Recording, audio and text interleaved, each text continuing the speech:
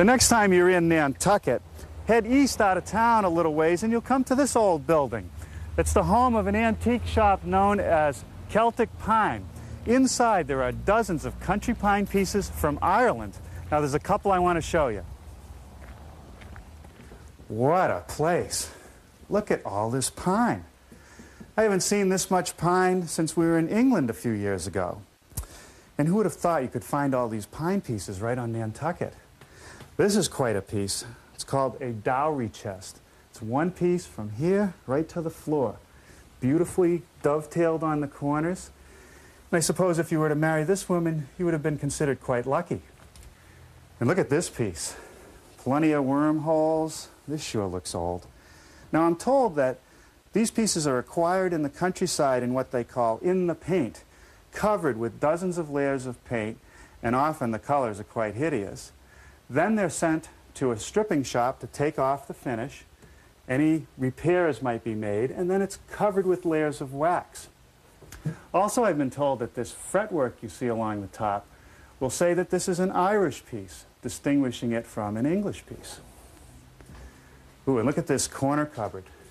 Nice dental molding, flat panel doors, plenty of storage room inside, and some more of those decorative cuts.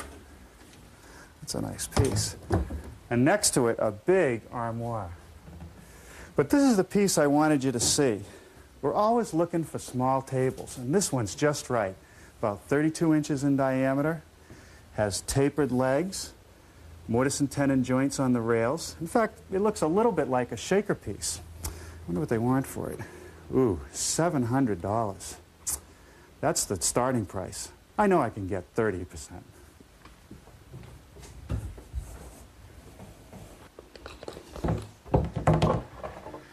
$490 still seemed like an awful lot to pay for that small table. And since I had plenty of antique pine hanging around the shop, I just measured it up. And here's the result. The top was made from some boards salvaged out of a renovation that were wall sheathing that had to be removed for an addition.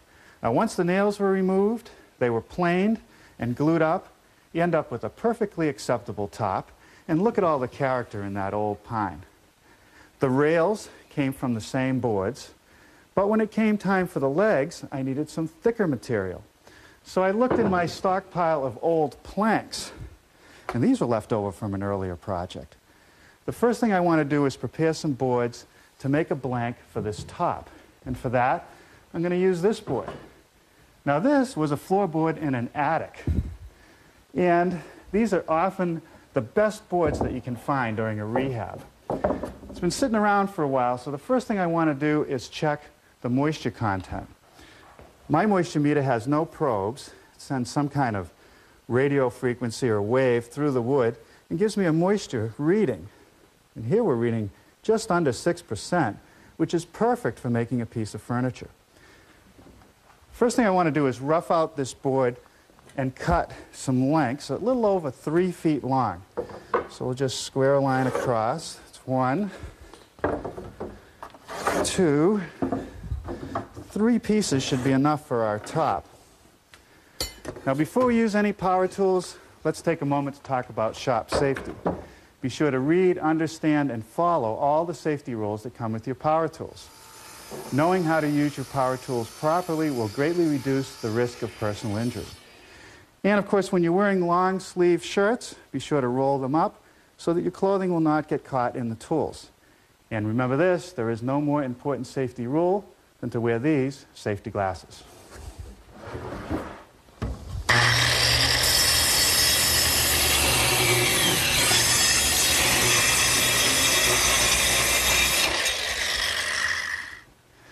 One of the problems with wide boards that sit around the shop for a long time drying out is they tend to cup.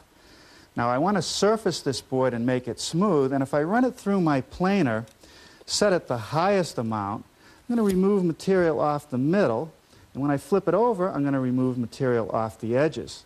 The problem with that approach is that I'll have a thin board for the top in the end. Now if I set the planer so it'll compress the board as it goes through, that's fine, except I'm still going to end up with a cupped piece of wood.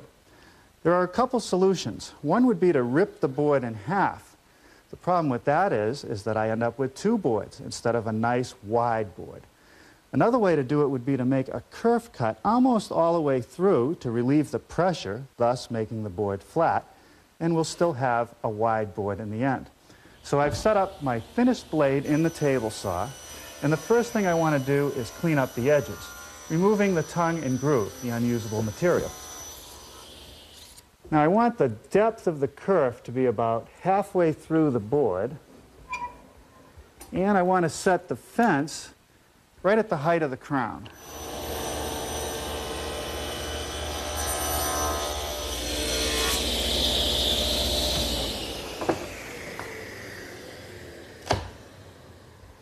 That's going to do it. Now I'm ready to run it through my surface planer, and I've set the adjustment to take off about a 32nd of an inch. As I start to feed the board into the planer, I want to push down on that crown so that it goes under the in-feed roller.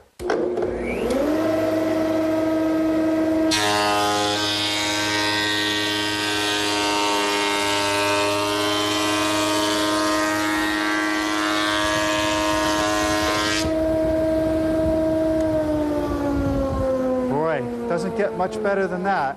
Now we'll just lower the machine and make a pass on the back side.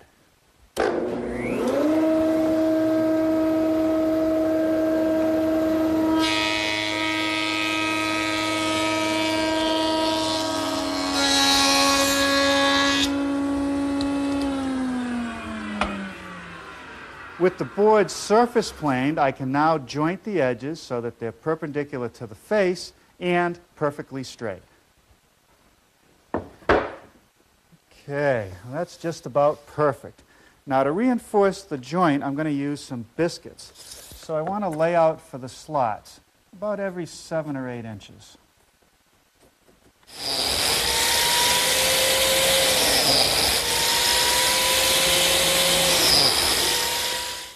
I apply glue to all the edges, a little bit of glue in each biscuit slot, and then we'll clamp the whole thing up.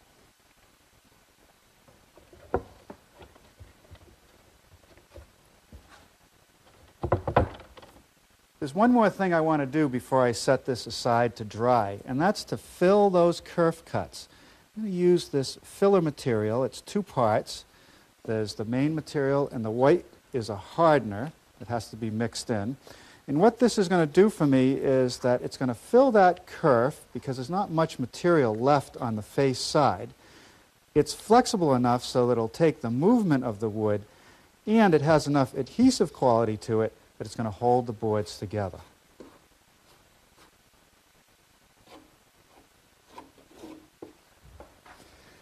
It takes a little while to fill those kerfs, but once that's done, we can set it aside to dry. And later, we'll cut the circle out of it. That's going to make a nice top.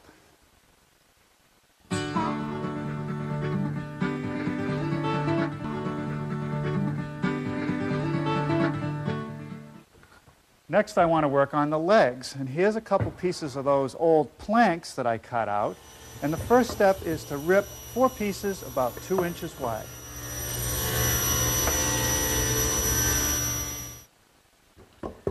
The next step in this process is to joint one face so that it's perfectly flat.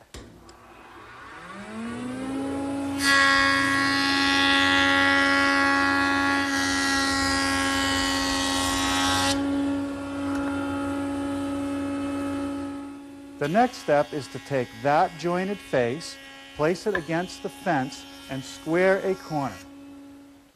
At this point, the blanks are not square, but the next step will take care of that.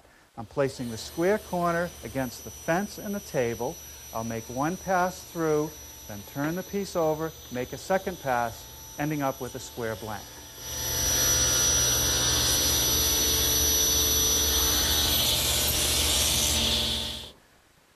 The last step in the process is to surface plane the sawn edges, and that will give me a blank that's straight, smooth, and square.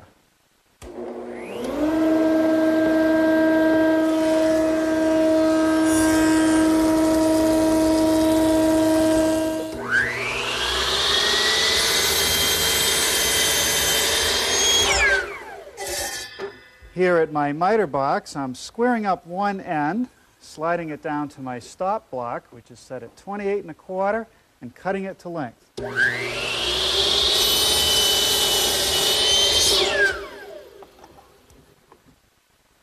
These pieces of salvage timber will become the rails that'll support the top and join the legs together.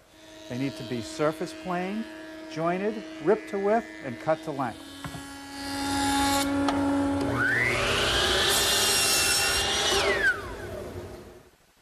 Before I could cut any mortises in the legs to receive the rails, I had to know the exact thickness of the rail stock. When you're using recycled lumber, you don't always end up with 3/4 of an inch. In fact, here I have about 11/16. Once I know that thickness, I can set the fence on my mortising machine to make a mortise that's going to be flush to the inside of the rail. I'm using a 3/8 inch square chisel in the mortiser, and I've set the depth of cut to be 1 inch. With all the legs laid out, now I can machine the mortises.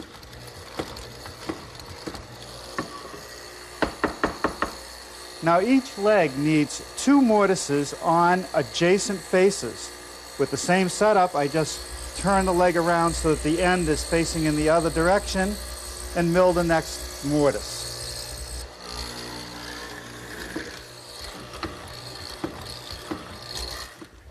Let's take a look at the legs on the prototype. From the very top to just below the rail, they're straight. Then they taper down to 1 inch wide at the bottom. The face that's tapered is this side and this side. And it gives the piece lightness. The best way to taper a leg is to use a tapering jig. Now, this one was built about 9 years ago to make one of the first projects here in the New Yankee Workshop. It's made out of solid oak, and after being exposed to heat and sunlight, it started to twist. And I've been meaning to replace it, and now's a perfect time. First thing that I need are a couple strips about 30 inches long, and this time I'm going to use plywood. Maybe it'll stay straighter longer. I want to attach a hinge on the front end to give me a pivot point. That's good.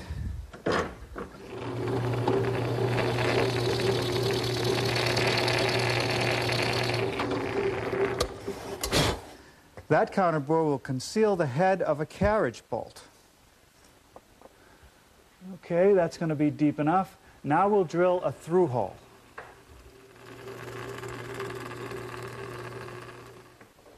Now I can just tap the carriage bolt in place, and the next thing to do is to make the adjustment feature a strip of plywood that needs a slot down the middle.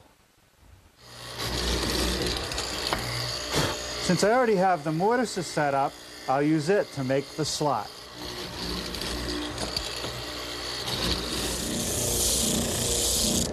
Well, we might as well round the corners, more for aesthetic reasons than anything else. One end of the slider gets fixed to a leg of the jig with a screw.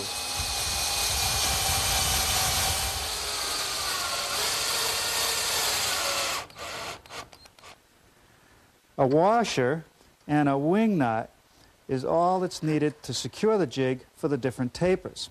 One last thing is to put a stop at the very back edge, secured with just a couple screws.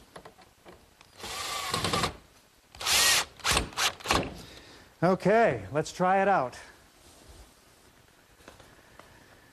I've laid out the taper on one of the legs. It starts here and it runs all the way down to the end. And this is the part of the material I want to remove. I've extended the line around the side and around the bottom. I'm going to use those lines and take advantage of the miter slot, which is milled in my table saw top. It is parallel to the blade. I'm going to set the blank right on the edge of the slot, align this end first, right even with it, and use that as a pivot point to bring the bottom around until the line there is even with the edge of the miter slot. Once I've done that, I just hold it in place, slide the jig over, make sure the stop is against the bottom of the leg, leave it open more than I need, slide the fence over very slowly until the jig touches on both ends, and then lock it in place and tighten the nut. With the final adjustments made, let's slide everything on the other side of the blade, raise the blade high enough to cut through the blank, and then being sure to keep the blank tightly against the stop, bring the jig back, and then start moving the fence in until the pencil mark on the side just meets the blade. And we're ready to cut the tapers.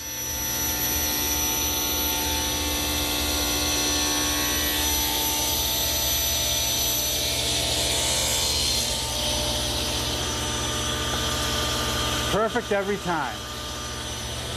Now here's a couple tips to make sure that I get the tapers on the right side of each leg.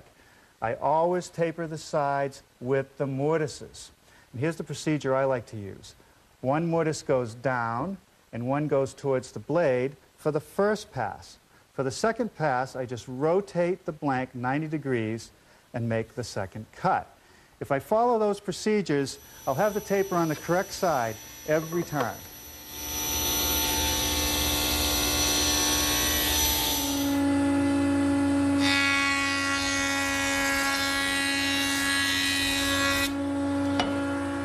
A pass through the joiner will clean up those freshly sawn edges.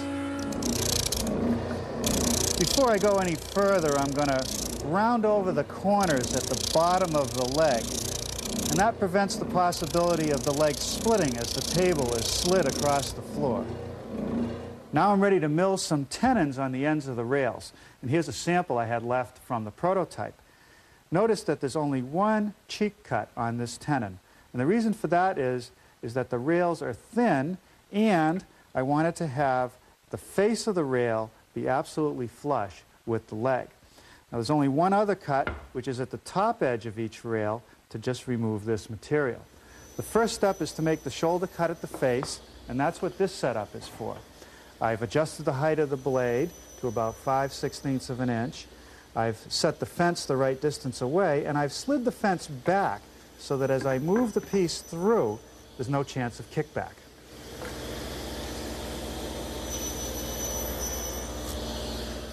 Using a gauge, I'm going to raise the blade to a 1/2 inch to make the shoulder cut at the top of the tenon, and then nibble away the rest of the material. Here I'm ready to make the cheek cuts for the tenons using my tenoning jig, which is a device designed specifically for that purpose. It holds the piece vertically as I push it through the blade. Now I'm flipping over the prototype table so I can show you how the top is secured to the base. I use small wooden clips that fit into a groove cut in each rail. Now it's important that that groove stop just before it gets to the leg, otherwise it'll remove part of the tenon. The tool to do that is the router table. I've set up the router table with a 3/8 inch straight cutting bit, a 1/4 inch above the table, and I've transferred lines back to the fence. I want to drop the piece down with the leading line, even with the shoulder cut, slide it through, and stop on this line.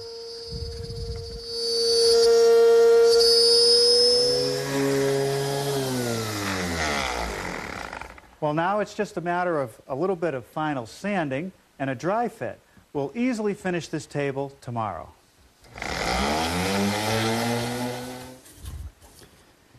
Well, good morning. I'm getting started today gluing up the base assembly. A little bit of glue applied to the tenons and in the mortises, and we'll clamp it all up.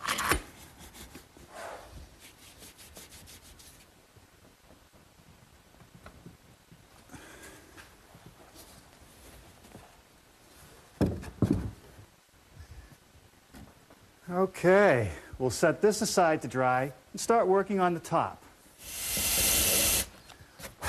With the blank for the top out of the clamps, I've just drilled a 1/4 inch hole, which will be the pivot point to cut the circle. To cut the circle, I use my bandsaw with this homemade jig. Just a piece of plywood attached to the table, and as you can see, there are several holes for different diameters that I've used. Today we're at 18 inches. All I have to do is take my blank, drop it over the dowel pin in the jig, And we should be able to just spin it around and cut the circle.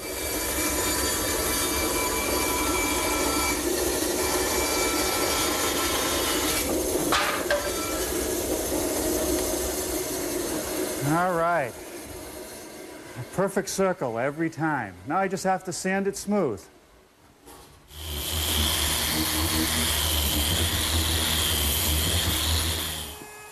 To ease the edges for the top, I'm going to use a 1/4 inch radius roundover bit, edging both the top and bottom corners.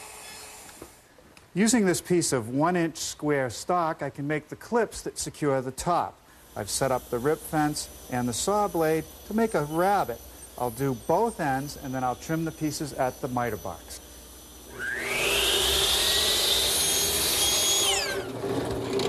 These holes are for screws that will secure the clip. For decorative reasons, more than anything else, I'm going to install a couple dowel pins through each tenon. So I've drilled a 1/4 inch hole, about 3/4 of an inch deep. Put a little glue in the hole, slip in a piece of dowel, and saw flush to the leg. After I pin all the corners, I'll sand everything smooth. We'll be ready to attach the top. Well, let's see how this is going to work out.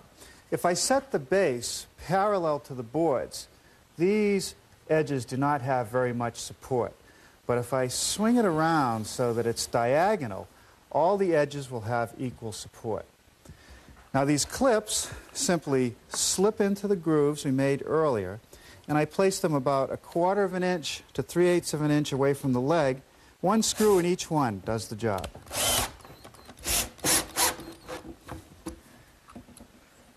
Well, all right. I think that turned out pretty well. This piece is ready for some finish. For the finish on our Irish table, we're once again turning to a product that is a combination of stain and polyurethane. It gives a nice, even finish to the piece and just the right color for this antique pine. I'll put on 3 coats with a light sanding between each coat with some 220 grit paper. Well, here's our table with 3 coats of that combination stain and polyurethane. And with each coat, I like the look even better.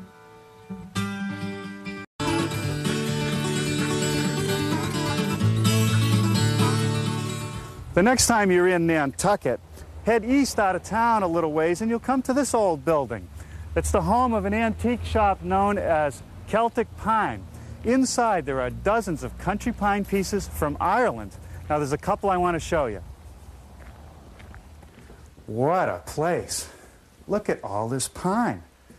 I haven't seen this much pine since we were in England. That's the starting price. I know I can get 30%.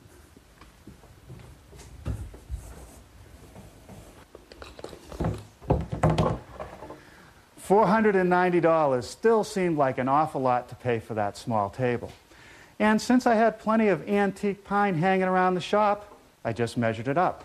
And here's the result. The top was made from some boards salvaged out of a renovation that were wall sheathing that had to be removed for an addition, covered with dozens of layers of paint, and often the colors are quite hideous. Then they're sent to a stripping shop to take off the finish. Any repairs might be made, and then it's covered with layers of wax. Also, I've been told that this fretwork you see along the top will say that this is an Irish piece, distinguishing it from an English piece. Ooh, and look at this corner cupboard. Nice dental molding, flat panel doors, plenty of storage room inside, and some more of those decorative cuts. That's a nice piece. And next to it, a big armoire. But this is the piece I wanted you to see. We're always looking for small tables, and this one's just right. About 32 inches in diameter, has tapered legs, mortise and tenon joints on the rails. In fact, it looks a little bit like a shaker piece. I wonder what they want for it. Ooh, $700 a few years ago. And who would have thought you could find all these pine pieces right on Nantucket? This is quite a piece. It's called a dowry chest. It's one piece from here right to the floor. Beautifully dovetailed on the corners. And I suppose if you were to marry this woman, you would have been considered quite lucky. And look at this piece. Plenty of wormholes. This sure looks old. Now I'm told that these pieces are acquired in the countryside in what they call in the paint.